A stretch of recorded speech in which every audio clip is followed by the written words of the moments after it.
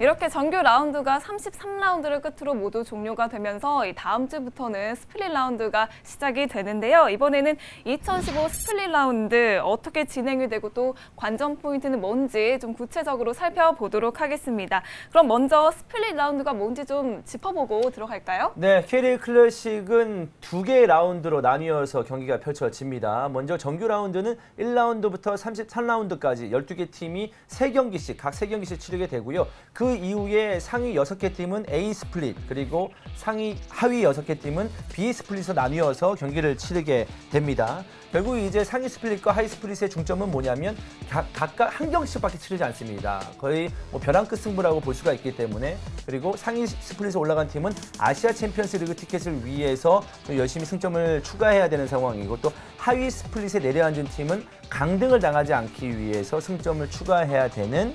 라운드라고 보시면 되겠습니다.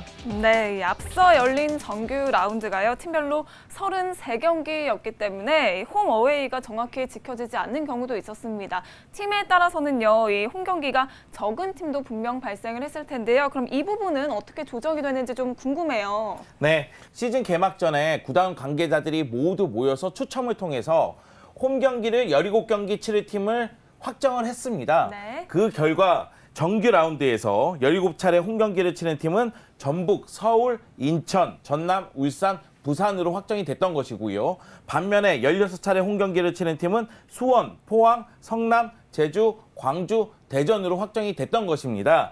물론 스플릿 라운드 들어가게 되면 상위 스플릿, 하위 스플릿으로 나누지 않습니까? 네. 그 가운데서도 또 홈 경기가 많은 팀 또는 원정 경기가 좀 더 많은 팀으로 나눠지는 상황이 발생하게 되죠. 네, 송영주 위원이 말씀해 주신 방식대로 2015 시즌 스플릿 라운드 대진도 만들어졌습니다. 지난 수요일에 발표가 됐는데요. 그룹 A 상위 스플릿에서는 포항과 수원, 성남이 홈 3경기를 치르게 되고요. 전북과 서울, 제주가 홈 2경기를 배정을 받았습니다. 하위 스플릿인 그룹 B에서는 광주와 인천, 대전이 홈에서 3경기, 그리고 부산, 울산, 전남이 홈에서 2경기를 치르게 됐습니다.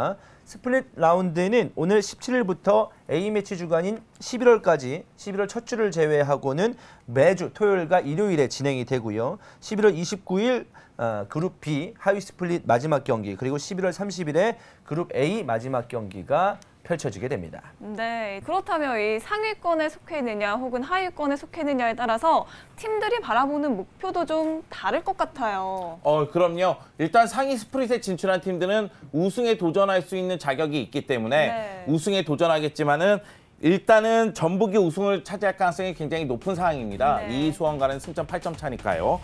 여하튼 우승을 차지하게 된다면은 트로피와 상금 5억 원이 주어지고요. 그리고 1위, 2위, 3위까지는 다음 시즌 AFC 챔피언스 리그 출전권을 획득할 수가 있습니다. 그리고 FA컵 결과에 따라서는 4위까지도 다음 시즌 AFC 챔피언스 리그 티켓을 획득할 수 있는 상황이 벌어질 수가 있고요. 네. 반면에 하위 그룹 같은 경우에는 살벌한 생존 경쟁을 치르는데요. 최종 순위 12위는 K리그 챌린지로 바로 강등이 됩니다. 반면에 11위 같은 경우에는 K리그 챌린지 2위부터 4위까지 플레이오프를 치르고 거기에 승자와 승강 플레이오프를 또 치르게 됩니다. 네. 그렇기 때문에 하위 스플릿에 있는 팀들은 최소한 11위까지는 기록해야지만 마지막 순간까지 잔류의 희망을 이어갈 수가 있고요. 지금 스플릿 라운드가 결정이 된 거를 봤을 때는 상당히 흥행에 신경을 쓴 것 같아요. 왜 그러냐면은 우승을 논할 수 있는 두 팀, 전북과 수원이 마지막 라운드에서 대결을 펼치고요. 그리고 3위 다툼을 할 가능성이 높은 두 팀, 포항과 서울이 마지막 라운드에서 대결을 펼칩니다. 네. 특히 포항과 서울 같은 경우에는 지난 시즌 3위 자리를 놓고 치열한 다툼 끝에 결국 포항이 울었고 서울이 웃었던 경험이 있거든요. 네. 이번에는 또 어떤 결과가 나올지 황새와 독수리의 대결을 지켜봐야 되겠습니다. 네, 그런데 한편 이 하위 스플릿에서는요, 이 강등을 피하려는 몸부림이 정말 치열할 것 같은데요. 근데 최하위 대전이 그래도 산술적으로는 아직 다이렉트 강등에서 벗어날 희망이 좀 있죠? 네, 대전 같은 경우에는 역시 산술적으로는 가능합니다. 근데 네. 대전이 이제 전승을 거둔다는 생각을 갖고 네. 또는 이제 부산이라든가 광주가 좀 이제 미끄러지는 상황을 예상을 하면 가능한데 네. 일단 대전의 최근 성적이 너무나 안 좋으니까요. 이것이 이제 문제가 될 것으로 보이고 대전 같은 경우에는 남은 5경기에서 모두 승리를 하더라도 부산이 또다시 승점을 획득하게 되면 어려워질 수 있는 상황이거든요. 네. 여러모로 대전 같은 경우에는 3연 초과에 빠진 것이 아닌가 이런 생각이 듭니다. 마찬가지로 이제 광주와 부산의 승점 차도 11점 차가 납니다. 굉장히 많은 승점 차라고 볼 수 있겠는데 물론 부산이 뭐 연승을 거듭하면은 광주를 역전할 수 있겠습니다만은 그런 가운데 광주도 연패를 해야 되거든요. 그렇기 때문에 자력으로 잔류하기는 좀 어려울 것 같고 지금 분위기를 봤을 때는 그래도 부산이 강등 플레이오프를 피하지 못할 것 같습니다. 좀 네. 아쉬운 상황이죠. 네, 그렇다면 이 하위 스플릿 나머지 팀들, 인천, 전남, 울산 같은 경우에는 좀 약간은 힘 빠지는 경기가 될 수도 있을 것 같아요. 네, 상위 스플릿, 하위 스플릿 순으로 나눠졌을 때 이 스플릿 제도의 문제거든요. 하위 스플릿에 떨어졌는데 승점은 획득한 상태라서 강등 위험이 없으면 네. 경기력 자체가 떨어질 수밖에 맞아요. 없어요.